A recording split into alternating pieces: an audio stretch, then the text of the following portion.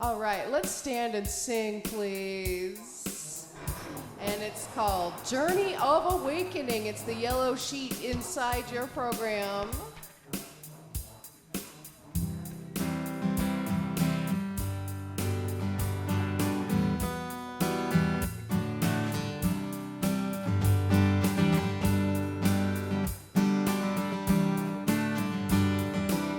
Everybody sing praise, praise, praise, praise.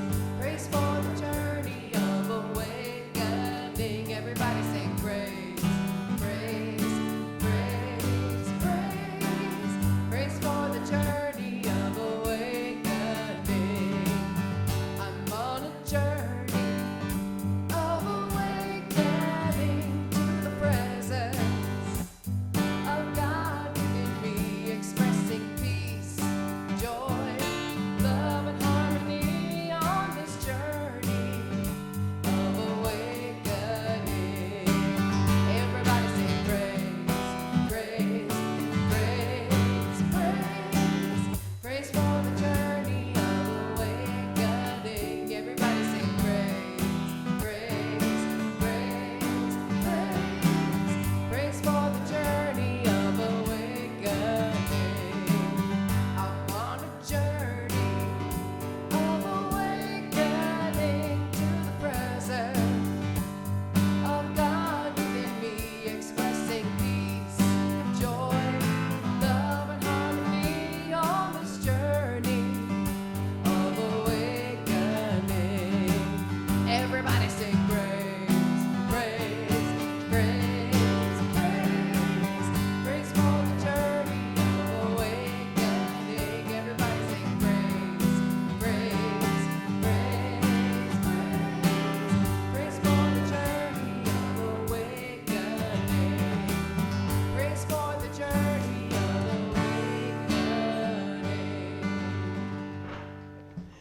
Good morning. I haven't been up here for a while, and I haven't gotten to see all your smiley faces. So hi there. My name is Mary Ann, and I am your trustee on duty today on behalf of Reverend Donna Maurer, our guest at the table, because it's a fifth Sunday, yeah. And the Board of Trustees, I am privileged to welcome you to the Sonoran Desert Center for Spiritual Living. Whoever you are, and wherever you are on your spiritual journey, we welcome you here. You will be validated and supported and encouraged to be all that you're meant to be. Even if you don't know it, we'll get you. Our vision statement is love in action every day in every way. We express this love by learning and living the principles of science of mind. You'll find our declaration of principles at the back of the program. Please join me now in reading them. I believe there is an infinite intelligence operating throughout the universe. I believe this intelligent power is only good. I believe this intelligence expresses as me. I believe through my countless use of this power, I create my life as happy, healthy, and complete. So it is. Do we have any first-timers today? Hey there. Do you want me to say that you're first-timers and who you are? Okay, we have some first-timers here who are going to tell us their names. I'm Brenda Beckelman. Brenda.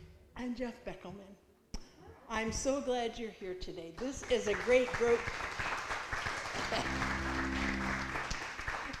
It is, and you're here on a super Sunday because not only, well, the practitioners are going to be talking about the way of enlightenment. And one of the ways that we can be enlightened, I can think of a bunch, but we are going to be enlightened with community and really yummy food afterwards. So you are here on a fabulous Sunday. And the practitioners are going to be the speakers. And we have the cracks. At least in Arizona, maybe the hemisphere. So, wait a minute. Oh yeah, we hope you stay after and get to know some of us. And we're glad you're here. That's on the script. We hope that you come back again, for real. I would like to thank all of the people who have played music and cooked and baked and come and did kitchen stuff and everything that we don't even know that happens. Someone put up the tables and chairs. Don't forget that part. Thanks everybody for showing up. That's as good as I can do on that. And thank you, thank you to the ones that make sure everything is set up for this gathering. I can't cover any more people. Please direct your attention now to the announcements that are in your bulletin. And if you're watching online, please visit cslaz.org for our announcements and our events calendar. I want to invite you to center and get ready to receive the amazing, amazing words and thoughts and creative expression from our practitioner team.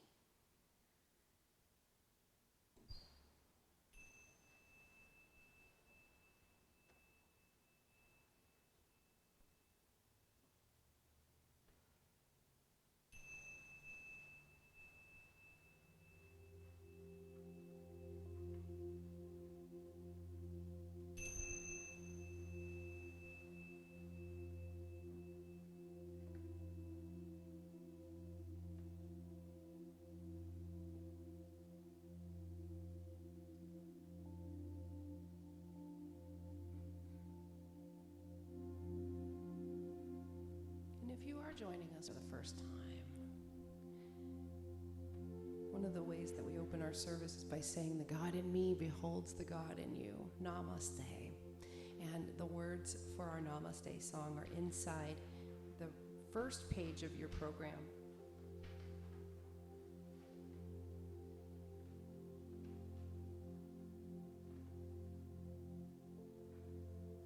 The God in me beholds the God in you.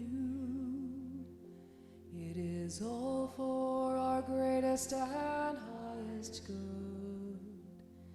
The God in me beholds the God in you, and you and I are one. Namaste. The God in me beholds the God in you. It is all for our greatest and highest good. The God in me beholds the God in you, and you and I are one. Namaste. Namaste. Good morning. I have 2 practitioner announcements to start off with.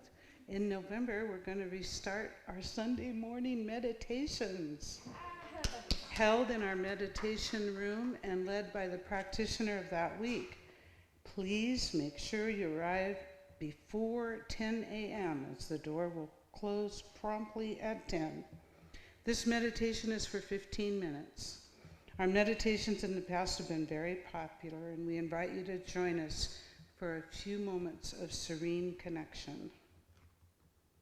Also, it is always nice to hear about your demonstrations.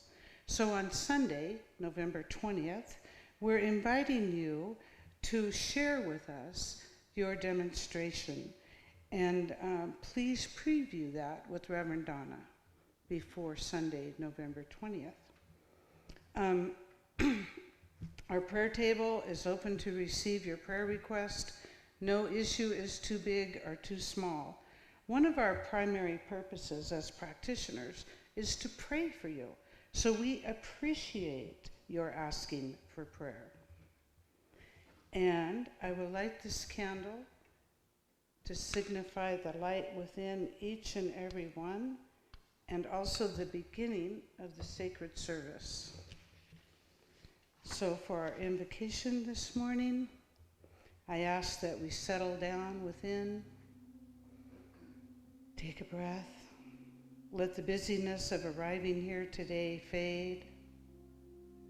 Allow the light of goodness to shine brightly from within.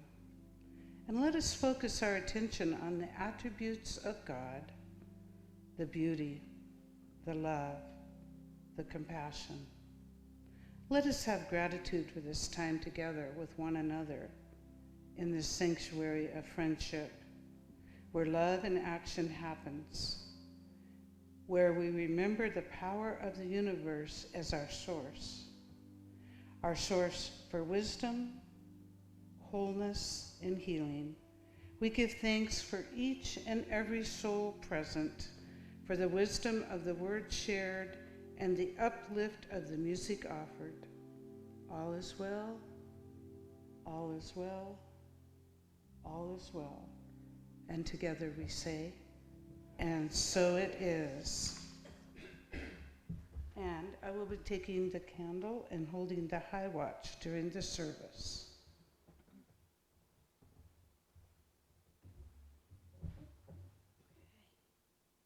Ooh. Okay, so it's Practitioner Sunday. And you know, I'm supposed to be studying to be a practitioner. Supposed to be. You know how that goes. Things get in the way. But is it okay if I talk at you for a second? Okay, great. Thank you. So, all the paths of enlightenment that we've learned about in October, right? We've released all of the things that no longer serve us. And now it's time to harvest, right? We've got to fill that up with something. So the fall and the harvest is upon us. So it's time to receive that spiritual harvest that we've sown this year and that we've cultivated this month.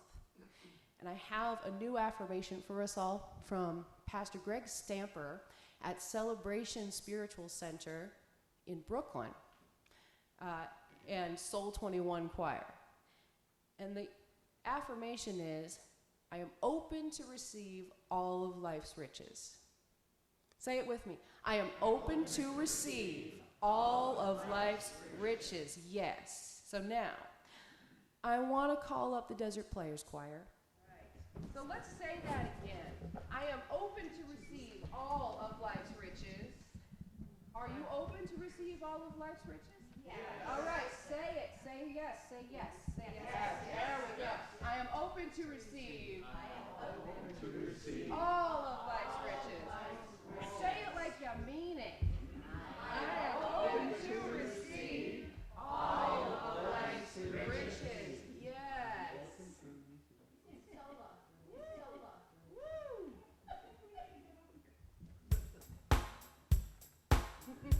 So now that we've declared it, we claim it in song. We say yes. Let life say yes to us. Yes. Right? We say yes to life.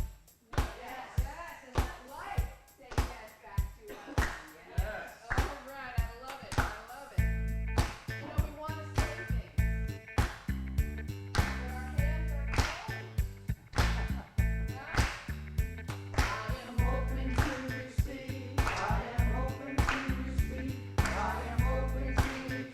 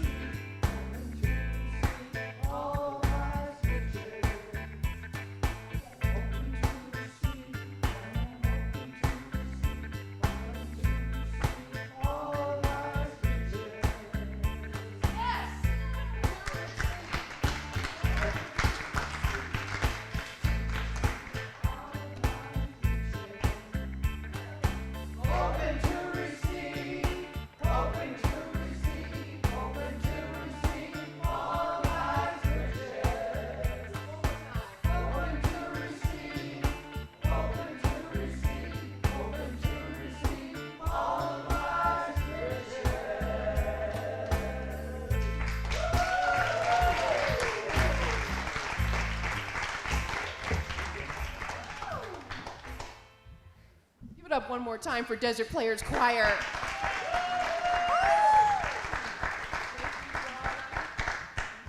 Oh, you guys, you're amazing. You are. Good morning. Once again, once a year, I can dress the way I usually dress. The other times I'm all pretending to dress normally, but this is the way. Okay.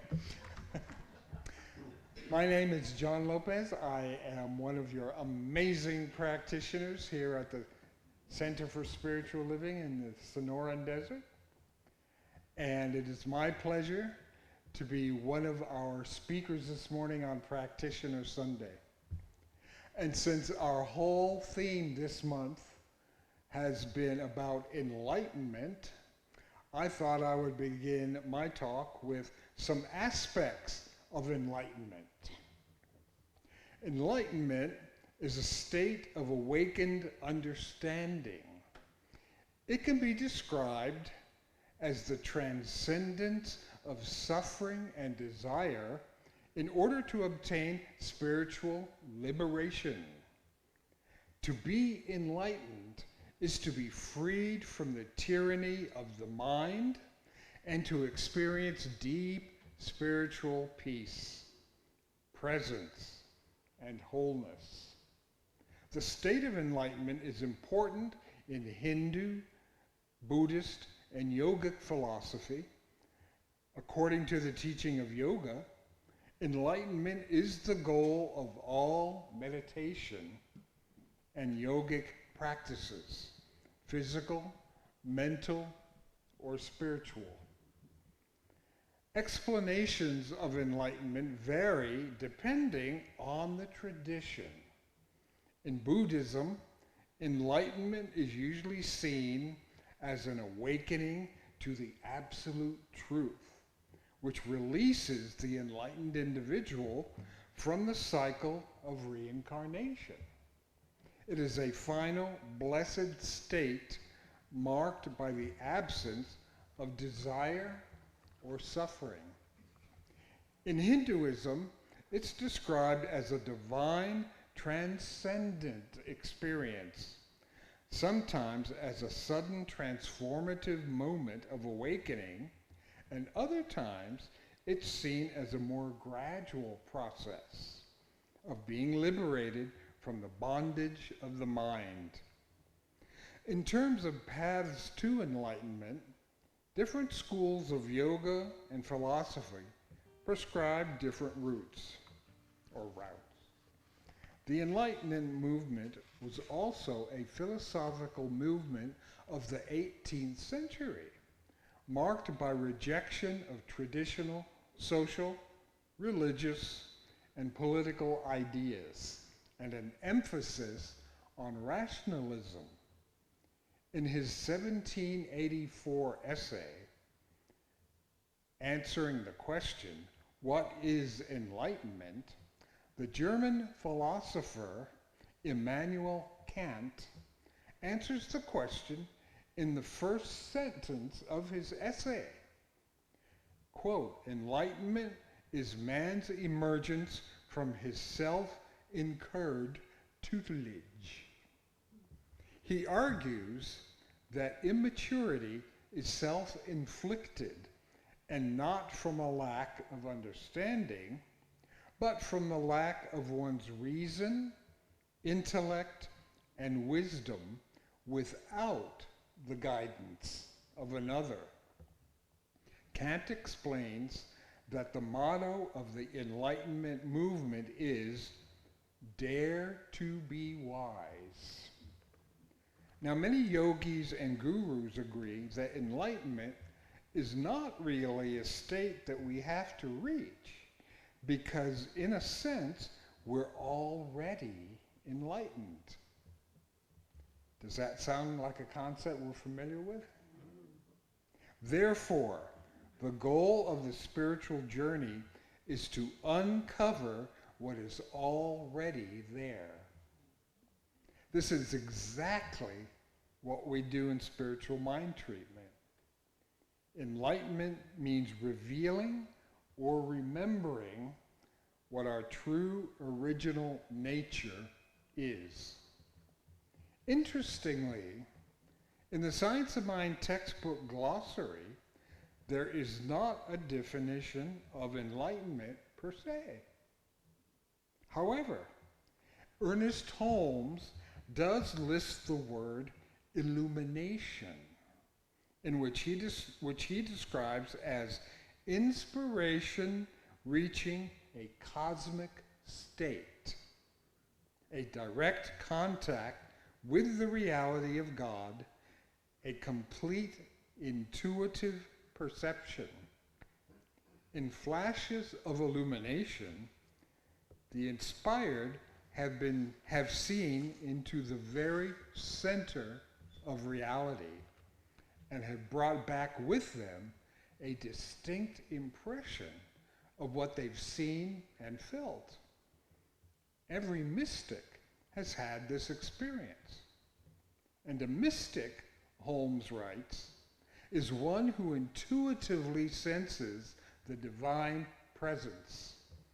A mystic does not read human thought, but rather senses the thought of God, and without mental process arrives at spiritual realization. Mystics have revealed eternal verities and have plainly taught us that there is a living presence indwelling all. This enlightenment must come as a direct impartation from Spirit, and we must learn it for ourselves. My own experience of enlightenment cannot be attributed to any one blinding flash of illumination, but has been a long, continuous, step-by-step road, one experience building on another, beginning in early childhood. Now, some of these highlights of this process include: are you ready? Disney cartoons, science fiction stories, ghost stories, movies. In particular, the movie The Day the Earth Stood Still. The classic book Creative Visualization by Shakti Gawain. The Seth books. The movie Close Encounters. And Star Wars.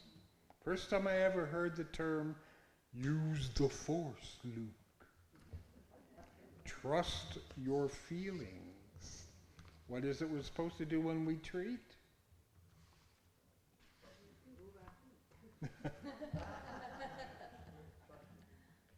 Back in the 80s, the EST training. A lucid dream or altered state experience, part of which seemed more like a flashback memory of an actual experience that I had. The introduction to the Science of Mind teaching by my cousin, who was a recovering alcoholic. I'm sorry, how did that come out? A recovering Catholic.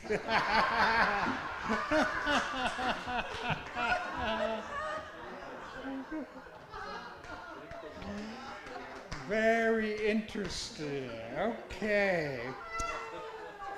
And that was introduced to her by a friend when she moved to Los Angeles. My cousin would send me the Science of Mind magazines, and I found that the articles and the daily affirmations in them coincided with what I was already starting to believe. Then after 20 years in New York, pulling up stakes and moving to Los Angeles, which was like a whole other planet, and discovering a center, 3 blocks from my apartment.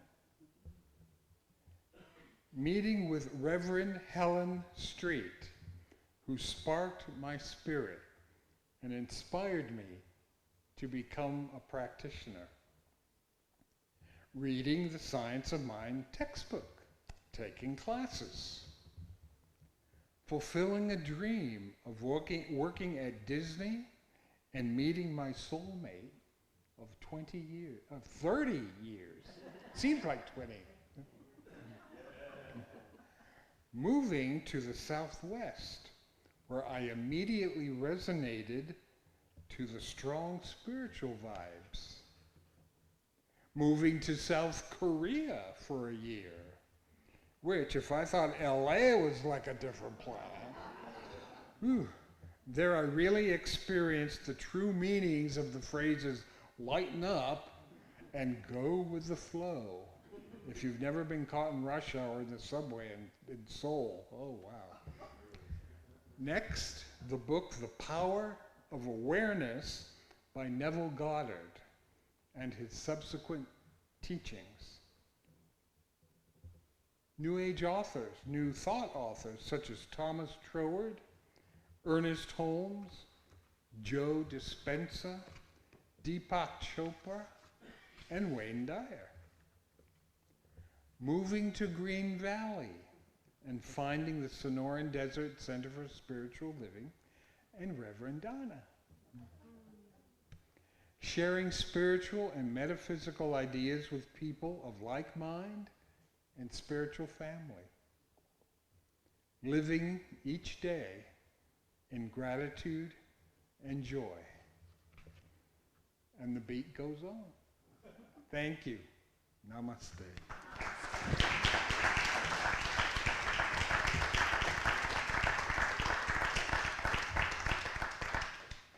Maybe the moment has passed, but I still have to do it.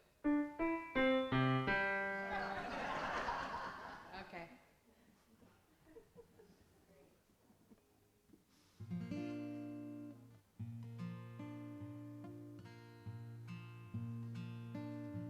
My heart is open to forgiveness.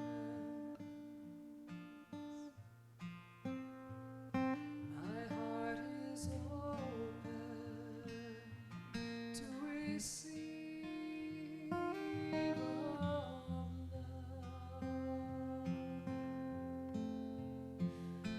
My heart is open to forgiveness.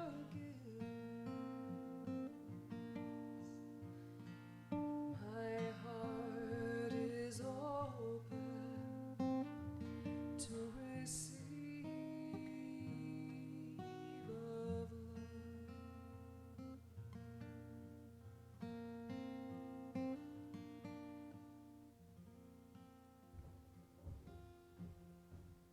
Good morning. My name is Louise, and I am your second practitioner, but I'm still number one. We're all number one. Each and every one of us are number one. So I picked Awakening, which John touched on, Imagine Enlightenment. So my reading today, part of it is from a book by Ellen Grace O'Brien, The Jewel of Abundance. How many people do you know who would say they are seeking enlightenment? I would guess none. Those who are close enough to it know better than to say they seek it. And those who are further away tend to see it as a goal only for a select few. That sounds somehow more attainable. But what about enlightenment? Can we imagine it? Imagine it for ourselves? How about a world where people are spiritually awake? That is really what enlightenment is. Being spiritually awake, realizing what is, having true knowledge of higher realities, knowing ourself and knowing the world for what it is. One, omnipresent. Had a hard time with that. I wanted to say I can't say it. We'll just pass over that. Anyway, one omnipresent ultimate reality, one supreme consciousness, beyond, within, through, and as everyone and as everything. What do I want to say? One. So that's the whole idea of being one. Realizing oneness, nothing less than wholeness, is our greatest prosperity. It is the source of true fulfillment that opens the inner door to infinite resources and the highest happiness. Yet, in our search for abundance, enlightenment is often the last thing we genuinely look for. Perhaps that is understandable for many reasons, not the least of which is that we can't see how being enlightened will put food on the table or pay our bills. Even if it did, it is not something most of us have considered attainable. So off we go, looking for wealth, happiness, and security in things and circumstances that really can only be temporary. However, we are, as beings, wired for enlightenment, and that is a juncture in life when the search for enlightenment begins. As emanations of supreme consciousness, we are already enlightened at the core of our being. Because we naturally yearn to realize the truth of our being. A time comes when we start looking for something we have all had hints of, something that money can't buy, something that won't come and go, something that won't disappoint, something that has been along with us all the time. So now I'm just going to read. I looked up on the internet what people said about enlightenment or if they had experiences. So I have about 3 or 4 here. So this one is, sitting in a lawn chair in the middle of a New Mexico desert late at night, staring up at the stars, listening to Pink Floyd. I'm from a big city on the East Coast. It's way different from New Mexico. Seeing the West Coast for the first time and just staring at the stars, the sky and the stars, was honestly the coolest thing ever. And I have to agree, I love the stars and skies here. That whole trip, it was a 19-day road trip across the West Coast. Most unforgettable experience ever. Anyway, I just remember looking up at the stars and thinking, there must be a God, because somehow everything has worked out for this moment to exist. And without a God, nothing this perfect could ever happen. It made so much sense at that time. You just have to experience it. So next, when my grandmother died a couple of days later, I saw her at the wake, cold, motionless, defeated. That afternoon, she was buried. You end up in the ground, and that's that. It was then that I realized that heaven, hell, purgatory does not exist. The purpose of life is not to do good things to get into heaven or to please some deity that may be waiting for you with open arms because of all the praying you did. It's to do great things that make things more amazing for those that you will leave behind, to make people remember what you did with the time you were given. So last, again, I love astronomy, so this one is Watching Cosmos. If you don't know, Cosmos was done by Carl Sagan. So watching Cosmos for the first time, it's just so amazing learning about how the universe started and evolved, how everything is connected, and we are just stardust, trying to make meaning out of something that's so wonderful that it cannot yet be fully explained. That even the most humbly born of us can someday grow up to learn about a secret of the universe that we had never known about before, whether it was when we learned about how gravity works or how light travels. And that there is an infinite number of things that we still have yet to learn. So, let's see. So my closing line. Awakening to the state of awareness known as enlightenment or self-realization is not reserved for a select few lofty souls, but it is the ultimate goal of every soul's journey. Namaste.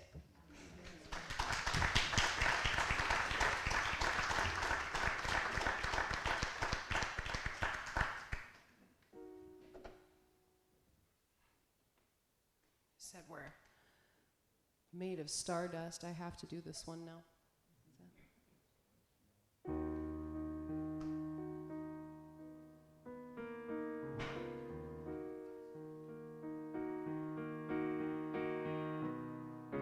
Came upon a child of God. He was walking along the road, and I asked him, "Where are you going?" And this he told me, "Going on down to Asker's farm, gonna join in a rock and roll band, and I'm gonna camp out on the land. I'm gonna try and get my soul free. We are stardust, we are golden, and we've got to get ourselves back to the garden."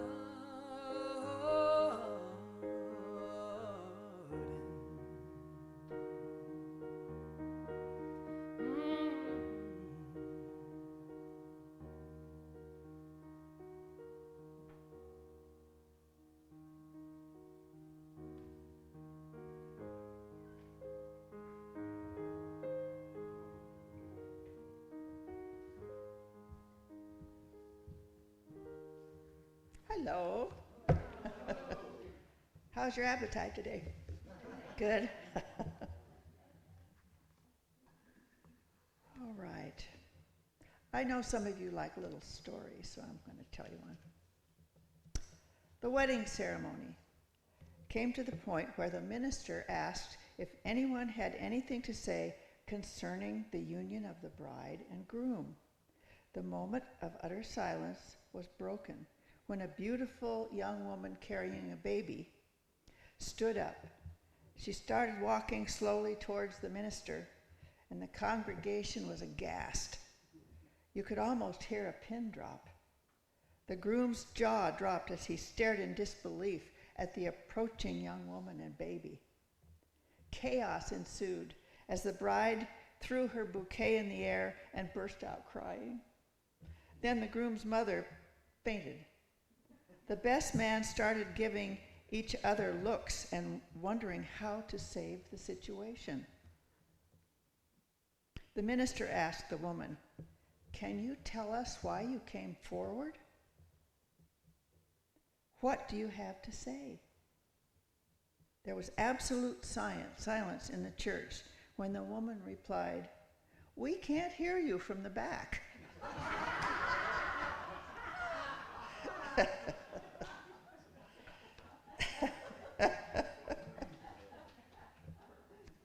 All right. I love this Elizabeth Barrett Browning quote. It says, "It is better to fly toward the light, even where there may be some fluttering and bruising of wings." So mine is turn on your inner light and drive out the things that spook you. What are some of your creepy thoughts that spook you out, make you feel uncomfortable, or even bring you down? We all have a myriad of feelings that can affect the quality of our daily lives. There is a way to relieve yourself of all negative thoughts and emotions. Living enlightened might not be as hard as we think it is. It's a matter of practice. We get better, calmer, and as the days go by, our feelings of love and gratitude are heightened. What's not to like about wanting to feel enlightened? It's not magic, it's practice every day. Becoming enlightened can mean different things to different people. You can become more mindful by doing the following. Think about what you're doing right now. Describe the environment around you. Notice what you are feeling. Actively listen to others when they speak. Focus on your breath to anchor yourself in the moment. After some years of practicing, I've been here 20 years, can you believe that? Some years of practicing, 10 years as a practitioner, and I still haven't been enlightened completely all the time. It doesn't happen. That's why we have to practice and practice and practice. And we get lighter and lighter and lighter and more loving when we do that.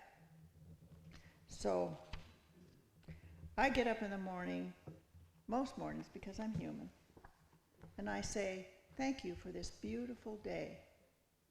Thank you for my safe and nice home. Thank you for my soft bed to sleep in. Thank you for my loving doggies. Thank you for the air that I breathe. And it's different every day because the blessings that are showered on us are innumerable. We're so rich. Okay, here we go.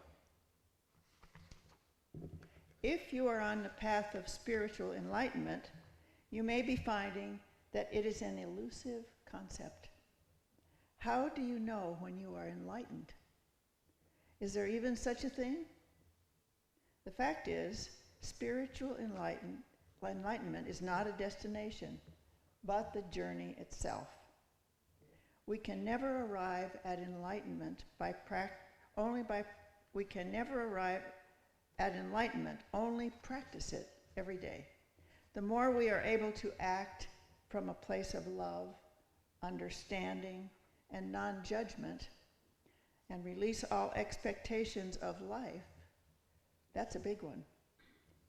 The more we are in line with the principles of spiritual enlightenment. The fact is, spiritual enlightenment is not a destination, but the journey itself. We can never arrive at enlightenment, only practice it every day. The more we are able to act from a place of love and understand. Am I repeating this? Yeah. Oh, dang it. You know, when we dictate stuff, all right, I take that back, that second part. Here are 10 ways of spiritual enlightenment and awakening. Number 1, observing your patterns. Number 2, letting go of attachment. Number 3, increasing your intuition. Number 4, feeling a sense of connection. And isn't that wonderful right here, right now? Number 5, finding inner peace. Number 6, there it is again. Number 7, having synchronicity. I'm repeating this again. Why didn't I notice that before?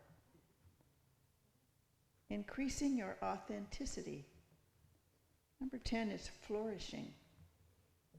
As Eckhart Tolle says, you find peace not by rearranging the circumstances of your life, but by realizing who you are at the deepest level. Here are some practices that help you in your spiritual awakening. Meditate. Spend time outside. Laugh. Dance. Connect with your community. That's so easy here. You know, we are of like mind. It makes it so easy to love one another. The challenge is when somebody cuts you off on the highway or somebody steps in front of you in the grocery store line. That's the challenge. Practice gratitude. Volunteer. Slow down. What is spiritual enlightenment? Explained. Here it is, explained by 5 spiritual leaders. To the Dalai Lama, and I know him so well after reading the Dalai Lama's Cat series, spiritual enlightenment comes through following Buddha's example. Enlightenment came to Buddha through a blowing out of negative emotions and the release that came after nirvana. Buddhists believe that the human life is a cycle of suffering and rebirth, but that if one achieves a state of enlightenment, which is nirvana, it is possible to escape this cycle forever. Siddhartha Gautama was the first person to reach the stage of enlightenment and was, and still is today, known as the Buddha.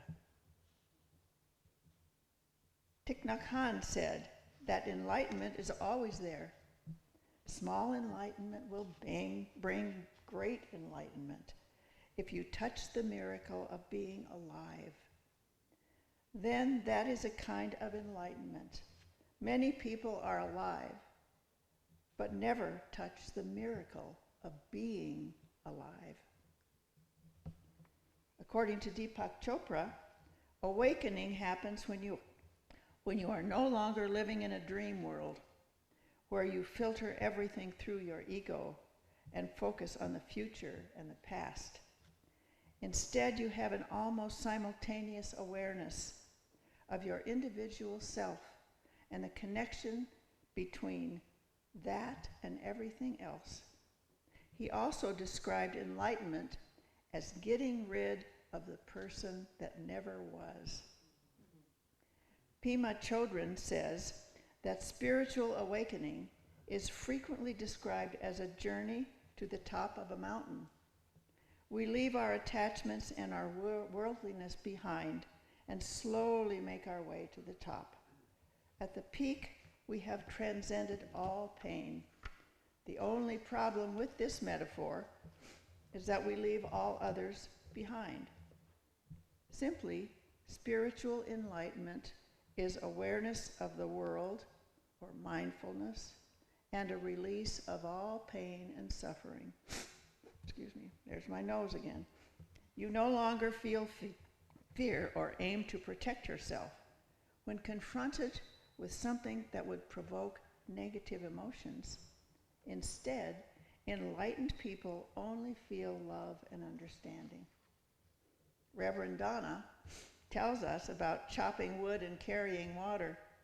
It's the same as doing the dishes and cleaning up your kitchen, or working outside in your yard, or any chore that you have done grudgingly becomes a different experience after enlightenment. And so that's all there is. Thank you for listening.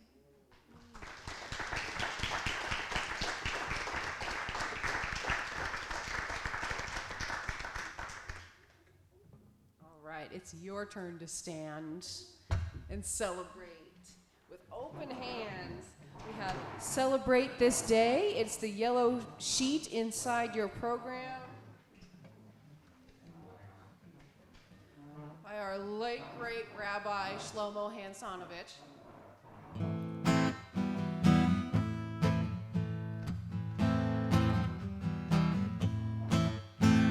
Clap your hands in joy. Celebrate this day. Clap your hands in joy. Celebrate this day. This day, this day. Celebrate this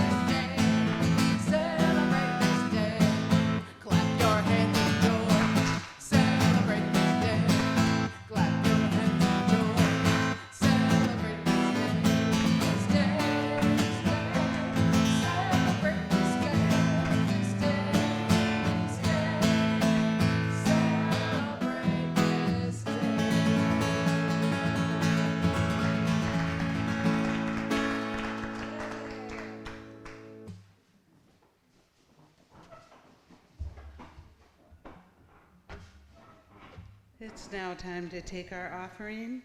If you will look at our program and repeat the offering affirmation with me, please. My gift goes forth to heal, prosper, and bless all that it touches. It is evidence of my conviction that God is the source and substance. I share generously of my good, knowing that it returns to me multiplied abundantly, and so it is.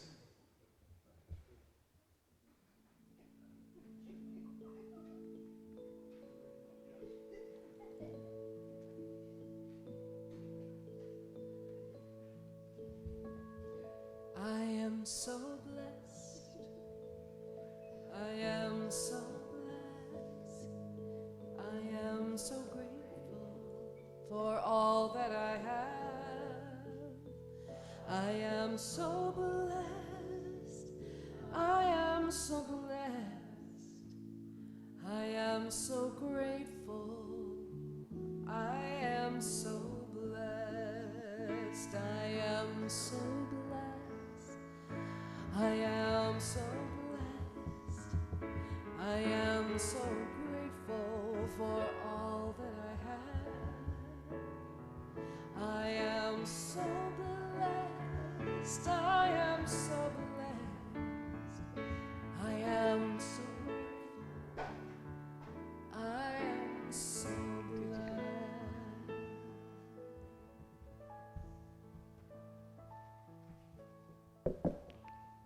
Thank you for your contributions to our abundance. Let us visualize our center as abundantly thriving, supporting our community, and spreading love in action every day and every way. So, in closing, prayer does something to the mind of the one praying. It does not do anything to God. The eternal gift is always made. The gift of God is the nature of God, the eternal givingness. God cannot help making the gift because God is the gift. We do not have to pray to God to be God. God is God. Jesus revealed the nature of the divine being by his personal embodiment of the divine nature. He said, "As ye believe, it shall be done unto you." Let us believe for ourselves and for others in this moment. All is well. All is well. All is well. Namaste. And now we can stand and be where we are. Form your own little table circle if you can.